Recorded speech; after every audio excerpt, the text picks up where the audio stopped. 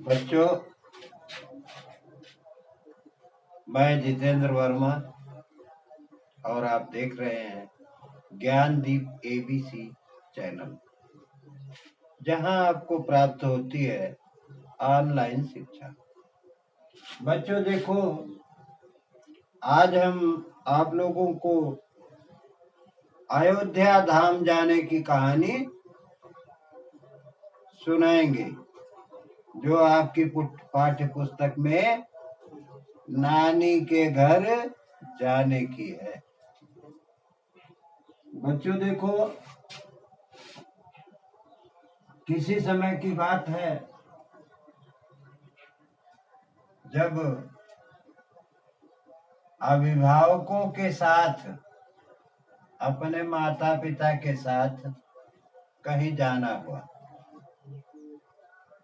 यह उसी का वर्णन है। एक बार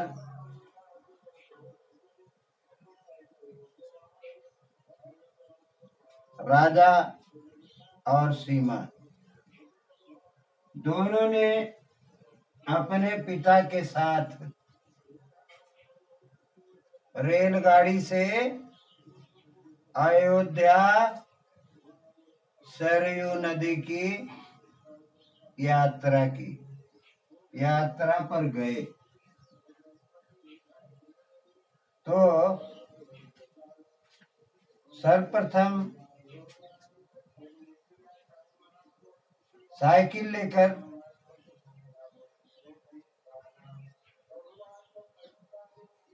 राजा के पिता टिकट लेने गए।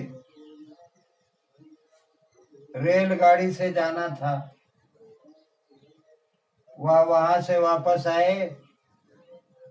उसी समय राजा ने पूछा, पिताजी टिकट लाए? उन्होंने कहा हाँ। तो रीता ने पूछा कि पिताजी टिकट कैसा होता है? दोनों लोगों ने, पिताजी ने निकाल कर टिकट दिखाया और दोनों बच्चों ने देखा। रेलगाड़ी से उतरने के बाद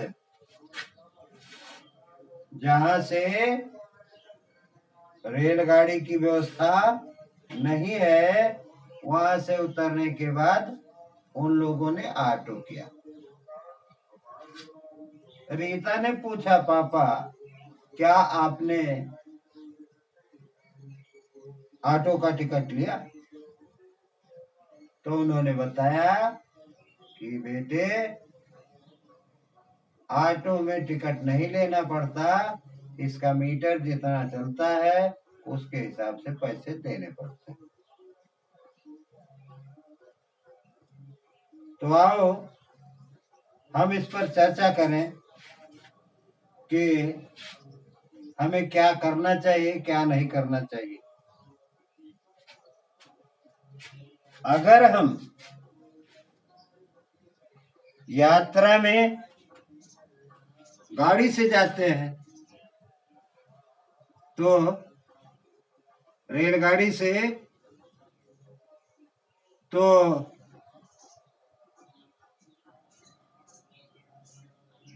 रेलगाड़ी के स्टेशन पर जाकर टिकट खरीदते हैं।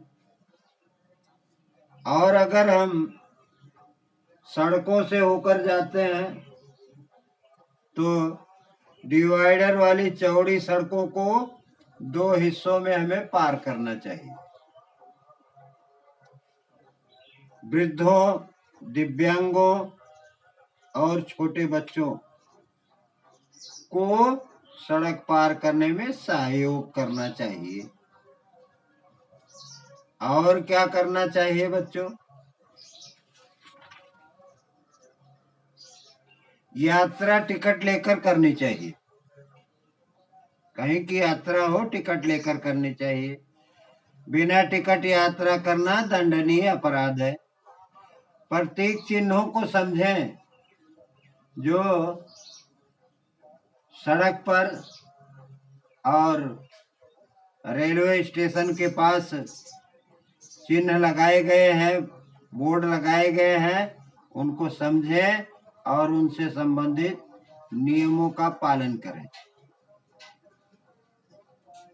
यात्रा के पहले टिकट पर तिथि एवं समय की जांच कर लें। यात्रा के लिए समय से स्टेशन पहुंचे और यात्रा के दौरान अपने सामान की सुरक्षा स्वयं करें। बच्चों देखो, खिड़की के अतिरिक्त अन्य व्यक्ति से टिकट नहीं लेना चाहिए। उत्सव के अवसरों पर पैसे रुपयों को जमीन पर न फेंके। यात्रा में कचरा न फैलाएं। चलती गाड़ी से न उतरे न चढ़ें और यात्रा के दौरान लावारिस वस्तुओं को न छुएं, खतरा हो सकता है।